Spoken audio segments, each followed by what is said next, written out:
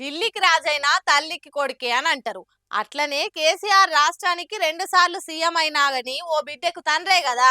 మరి ఈడీ ఆఫీసర్లు ఇంటికొచ్చి మరి బిడ్డను అరెస్ట్ చేసి జైల్లేస్తే కేసీఆర్ ఎందుకు ఒక్కసారి కూడా చూస్తందుకు పోతలేడు? ఏ చిన్న ఎటమటమైన ఎంబటే అగ్గి పెడతా ఆగం చేస్తా అనుకుంటా ఆవేశం చూయించే కేసీఆర్ బిడ్డ ముచ్చట్ల ఎందుకు సైలెంట్ ఉంటున్నాడు? ఆయనతో తప్పు చేసిందని గిట్లా నమ్ముతున్నాడా? అసలు ముచ్చటేంది?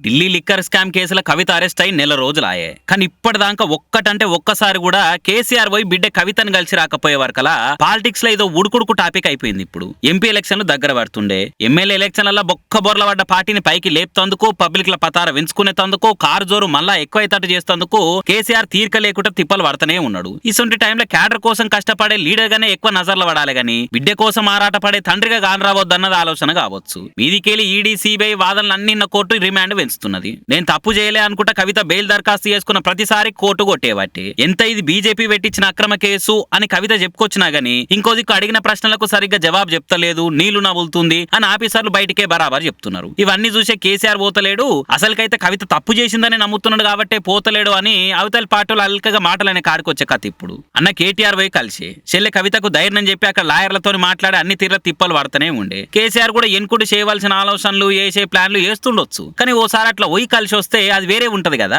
ఏ ఊకొర్రయ్య అరుగుల మీద కూర్చొని 60 మాట్లాడతారు. అరే పెద్దయిన పానం బాలేదు, తుంటి ఆపరేషన్ సరిగ్గా నడుస్తలేడు, ఎట్లా పోతాడయ్య గంత దూరము అని కారు కర్తలు కవర్ డ్రైవులతో కష్టపడుతున్నా గానీ అవి ఏం నిలబడతలేవు. నడవలేకున్నా గానీ రాష్ట్రమంతటా రైతుల తానికి పోయి రంది పడకుర్రే అని ధైర్యం చెప్పి రావచ్చు. సర్కార్ మీద జంగు చేస్తామని పోయిన కాడల ప్రెస్ మీట్లు పెట్టి స్పీచ్లు దంచొచ్చు, భారీ బహిరంగ సభలు పెట్టి బాజాప్త జనాలకు రావచ్చు. కానీ సొంత బిడ్డ స్కామ్ కేసులు అరెస్ట్ అయ్యి జైలుకు పోతే మాత్రము గట్ల గాలి మోటర్కి గంట సేపు చూస్తందుకన్నా ఓడా మస్తు చెప్తారా ముచ్చట్లు అనుకుంటా లాజికులు తీసి ఎక్కిలు తెప్పిస్తున్నారు పక్క పార్టీ వాళ్ళు. మరి ఎంత బయటికి తెలిసేటట్టు పోయి కలవకున్నా గానీ కేసీఆర్ అయితే లోపల మతలావు చేసుట్లా తోపే కాబట్టి ఎసొంటి ఆలోచన చేస్తున్నాడో, కలుస్తందుకు ఓతలేడన్న బదనాన్ని ఎట్లా కవర్ చేస్తాడో చూడాలిగా. అయోధ్య గుడి కట్టినాక తొలిసూరి శ్రీరామనవమిది. మళ్ళా పూజలు సంబరాలు ఏ తీర్లుంటాయో చూసుకోరిగా. సీతారాముల లగ్గం జరపని ఊరుండది. మళ్ళా రాముడు పుట్టిన అయోధ్య అంటే ఎట్లా ముస్తాబై ఉంటుండొచ్చు. పెద్ద గుడి గురించి అందరు మాట్లాడుకునేటట్టు దర్శనం ఇచ్చిండు ఎలా బాలరాముడు. మళ్ళా మనం కూడా కళ్ళ నిండా చూసేద్దాం పాండ్రి. ఇయాల సీతారాముల కళ్యాణం ప్రతి ఊరు వాడ మా సంబరంగా చేసుకుంటాయి. అసోంటిది ఆ రాముడు పుట్టిన అయోధ్య ఇంకెట్లా ముస్తాబ్ కావచ్చు. అసలే గుడి కట్టినాక ఫస్ట్ పండుగ నాయే. దేశంలోనే ఎక్కడెక్కడికెళ్ళో వస్తారు పబ్లిక్ అంతా. ఇక భక్తులకు ఎసొంటి తక్లీఫ్ కాకుండా అన్ని సవలతులు బరాబర్ చేసిర్రు ట్రస్టోలు.